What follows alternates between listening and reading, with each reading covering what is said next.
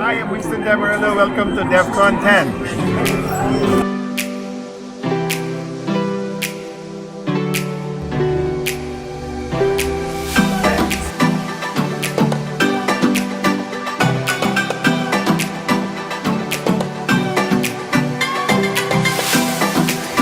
DevCon Summit 2019. DevCon Summit is the biggest developer conference in the Philippines. I've been volunteering for DevCon for the past 3 or 4 years. It's exciting to be back volunteering for DevCon, although wearing a media pass this time, thanks to RJ. It's our first media coverage for DevCon.ph as Techie1. And yeah, exciting. I would like to share to you some of the updates behind the scenes and what happens inside and behind the DevCon Summit with the volunteers.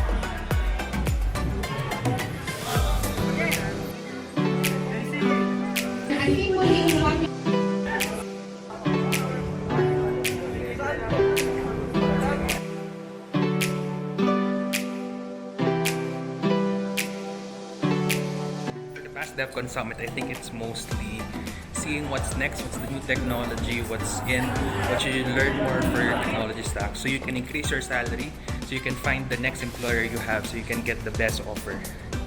But this time with DevCon Kids, it's exciting because it challenges you to think of the next generation of developers, of builders, of makers in the Philippines. DevCon Kids, high school students, 12, 14 years old, building robotics on center stage, seen live by hundreds and thousands of developers.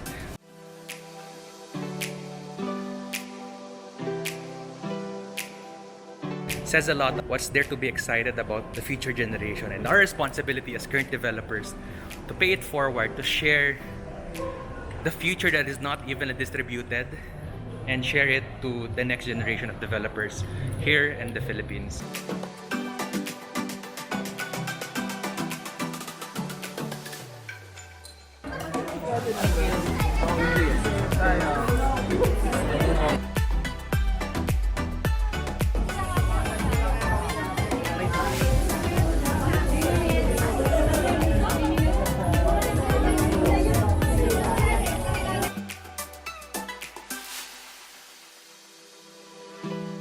Okay, so that is DevCon Kids. It's a robotics competition, IoT competition organized by Mano Amiga and DevCon Philippines.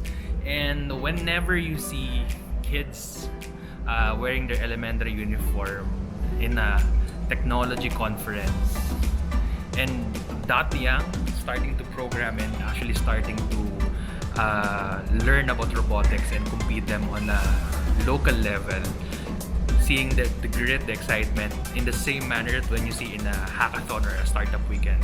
That is actually something interesting and something that you don't see every day. So that makes you hopeful and excited about the Industry 4.0. It's not just reskilling the current workforce, but actually training or early on, training them about STEAM, and not just training them with coding and technology, but actually giving them tools to be excited, to be immersed, to be experienced when it comes to robotics, IoT, and programming. So that's DevCon Kids. Congratulations DevCon for pulling that off, and exciting on how these kids will win or they'd be more familiar with these emerging technologies on a more day-to-day basis in solving local problems.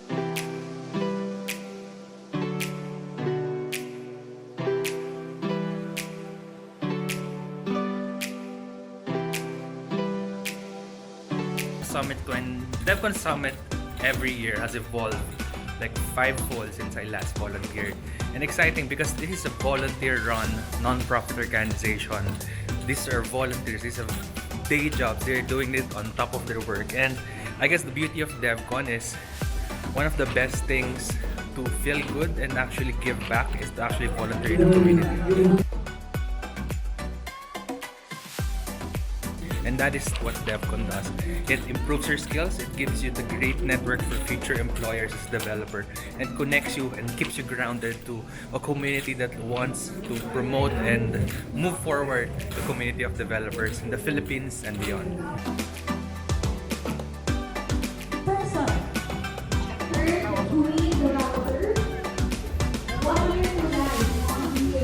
Are you around? Okay, siguro you can just get the voucher later on. members from the community. So naging reunion din yung DevCon for a lot of developer volunteers. One more thing, I guess what attracted me the most with DevCon is purpose. Why? Because DevCon across all the other technology communities or professional organizations really highlight the talent of Filipino community, the talent of entrepreneurs and Filipino developers who are creating amazing things, not just for technology, but connecting technology and that skill set, professional skill set, with problems and things that we can create out of it to solve local and global problems that are really pressing for the Philippines and beyond. So yeah, it's great to actually give back.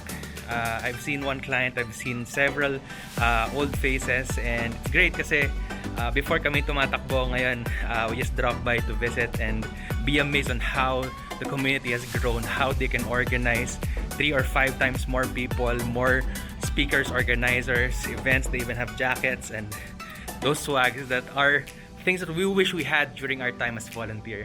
So for the next generation of DevCon volunteers, the next generation of developers in the Philippines, beyond Metro Manila,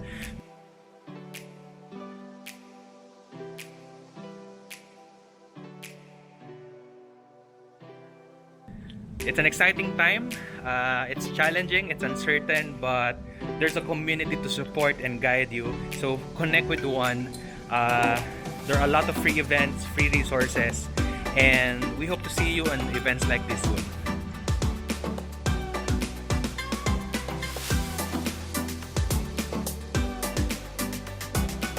And we are almost done for DevCon Summit 2019. The summit was just one day versus the 2 days for the past few years. Summit kicked off with a keynote from Winston Damarilla, started by some panel sessions, some keynote topics about different platforms like blockchain, customer centricity, automation, and robotics, and ended up with a robotics competition for high school students. So, quick note about the future of jobs. I think the bad thing is it's uncertain, but also that's a good thing because it's not set in stone. It's a challenge for those in academia. Will a school degree still be relevant for the future of jobs? Globally, in 5-10 years, it won't be as relevant. Skills and what you're good at, your GitHub account for developers, your portfolio for actual work that you've done is more important. However, in the Philippines, the reality is you still need a college degree to get a job or get a higher pay, or for some cases who are more privileged, to go to higher education like graduate schools or PhD. But more than just the hard skills, as discussed earlier during the panel, don't just focus on improving your technology stack.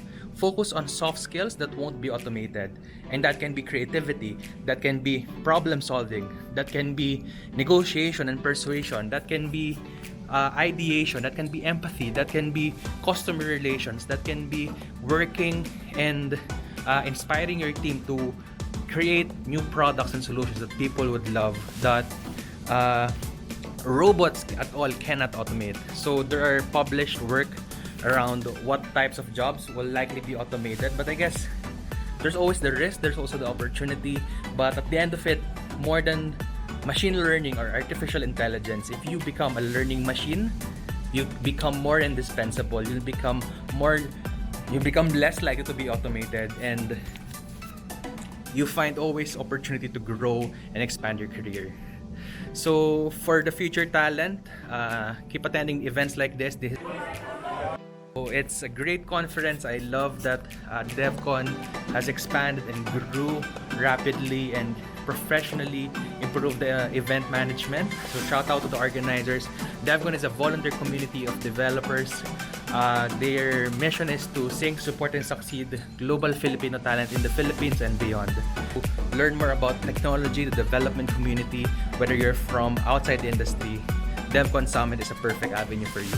There are also more community partners, so visit DevCon.ph/events for free, great value, free food event, usually held every weekend. So thank you.